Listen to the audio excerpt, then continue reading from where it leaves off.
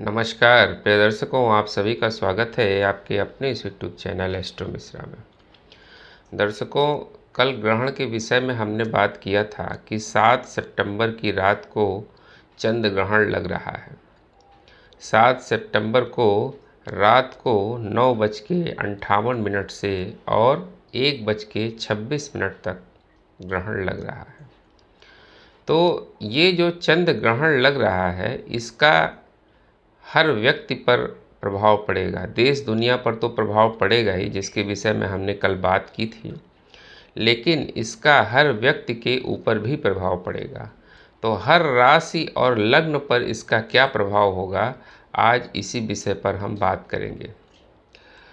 तो जो ये ग्रहण लग रहा है, ये कुंभ राशि में लग रहा है। चंद्र ग्रहण जो है कुंभ राशि और पूर्वा भाद्रपद नक्षत्र में ये लग रहा है, और ये ग्रहण 18 वर्षों के बाद लग रहा है।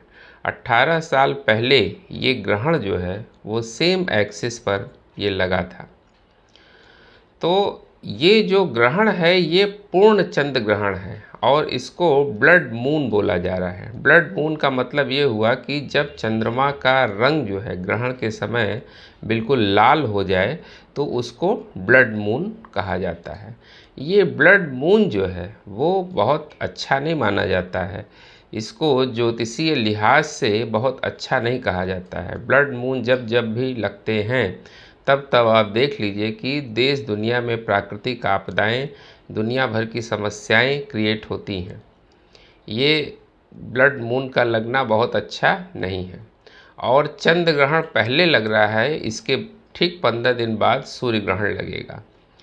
तो चंद्र ग्रहण पहले लगना और सूर्य ग्रहण बाद में लगना, ये इस चीज़ को दर्शाता है कि कोई पुरानी व्यवस्था समाप्त होगी और नई व्यवस्था की शुरुआत होगी। हमने आपसे पिछले वीडियो में चर्चा की थी कि पितृपक्ष में 2 ग्रहणों का पड़ना वैसे भी अच्छा नहीं होता है, और पहले चंद्र ग्रहण लग रहा है और फिर सूर्य ग्रहण लग रहा है, और दोनों एक ही महीने में लग रहे हैं। तो ये जो है बहुत अच्छा इसको नहीं मानते हैं। खैर जो भी है, लेकिन यह है कि ये सूर्य चंद्र ग्रहण जो है वो पूर्वा भाद्रपद नक्षत्र में लग रहा है और कुंभ राशि में लग रहा है। तो इस समय कुंभ राशि वालों को बहुत ज़्यादा सावधान रहने की ज़रूरत है। अब हम राशि के हिसाब से समझते हैं कि किन राशियों पर इस ग्रहण का क्या प्रभाव होगा।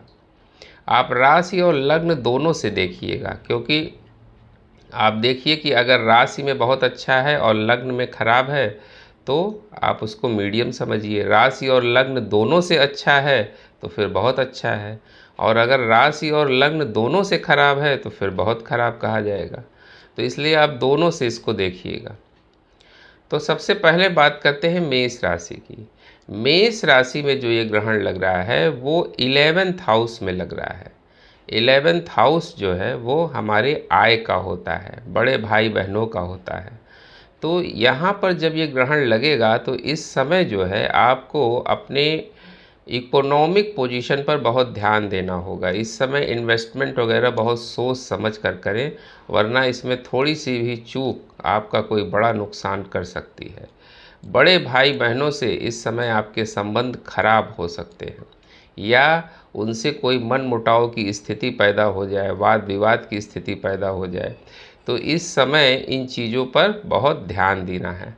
आपको अपनी वाणी पर भी बहुत नियंत्रण रखना है, और आपको अपने बच्चों से भी दिक्कत हो सकती है, या आपके बच्चों के स्वास्थ्य में भी इस समय परेशानी आ सकती है। तो मेष राशि वालों के लिए कुल मिला जुला के ये जो ग्रहण है वो बहुत अच्छा नहीं कहा जाएगा।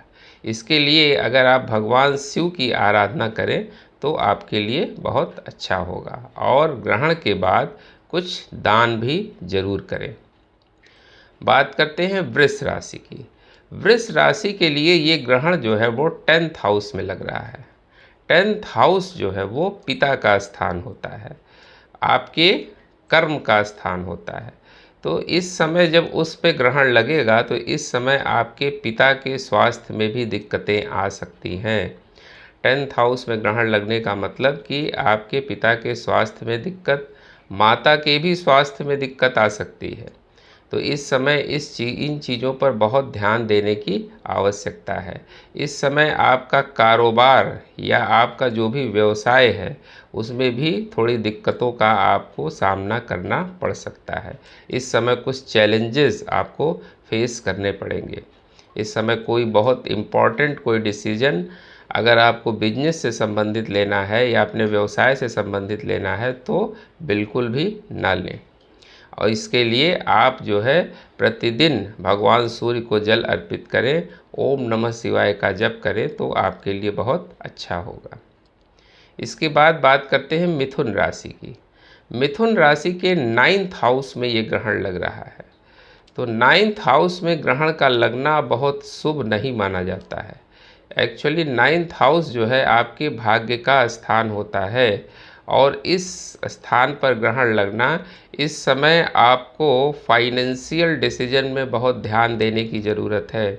इस समय आपके कोई फाइनेंशियल इन्वेस्टमेंट वगैरह जो है वो आपको नुकसान में डाल सकते हैं।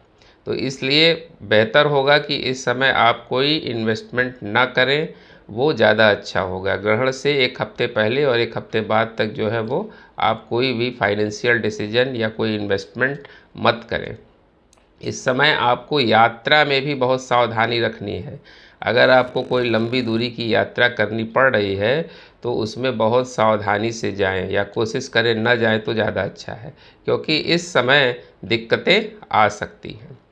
तो ये जो मिथुन राशि वालों के लिए ये समय है, ये इस ग्रहण के लिहाज से बहुत अच्छा नहीं कहा जाएगा। मिथुन राशि वालों को अपने पिता का भी बहुत ध्यान देना चाहिए। इस समय उनके हेल्थ में भी कुछ इश्यूज आ सकते हैं, क्योंकि 9th हाउस हमारे पिता का भी है। इस समय भाग्य का साथ भी आपको कम मिलेगा। जितना आप मेहनत करेंगे उस हिसाब से आपको रिटर्न इस समय नहीं मिलेगा। तो इसलिए इसका भी आपको बहुत ध्यान देना ज़रूरी है। इसके बाद बात करते हैं कर्क राशि की। कर्क राशि के लिए जो है ये जो ग्रहण है वो उनके एर्थ हाउस में लग रहा है। तो ये तो बिल्कुल भी अच्छा नहीं है। एर्थ हाउस में ग्रहण का लगना मतलब इस समय आपके मान सम्मान में कोई कमी आ सकती है। इस समय आपके ऊपर कोई ऐसा एलिगेशन वगैरह न लग जाए, आपने पहले कोई काम किया हो और उसका कोई रिज़ल्ट इस समय अचानक खुल सकता है। क्योंकि कर्क राशि के एर्थ हाउस में जब ग्रहण लग रहा है तो ये जो है कोई पुराना आपका फाइल खुल सकता है, जिससे जो है आपको अपयश का सामना करना पड़ सकता है। 18 साल पहले जो ये ग्रहण लगा था उस समय की कोई गलती ऐसी हो जिसकी वजह से जो है आपको परेशानी का सामना करना पड़ सकता है और आपकी इंसल्ट हो सकती है। तो इस समय अपयश से बचें। पड़ोसियों से इस समय जो है आप अपने संबंध ठीक रखें, उनसे कोई वाद विवाद की स्थिति न पैदा हो जाए। इस समय पैतृक संपत्ति में भी आपको कोई दिक्कत आ सकती है। कोई पुराना केस वगैरह रीओपन हो सकता है या आपके अपने भाई बहनों से कोई विवाद की स्थिति प्रॉपर्टी को लेकर हो सकती है। तो इस समय प्रॉपर्टी से संबंधित विवाद भी खड़े हो सकते हैं। तो कर्क राशि वालों के लिए इस चीज़ पर ध्यान देना बहुत ज़रूरी है। आप प्रतिदिन नमः शिवाय का जप जरूर करें और ग्रहण के बाद जो है वह चंद्रमा की वस्तुओं का दान जरूर करें। इससे क्या होगा कि आपके इस समस्या में थोड़ी कमी आएगी। इसके बाद हम बात करते हैं सिंह राशि।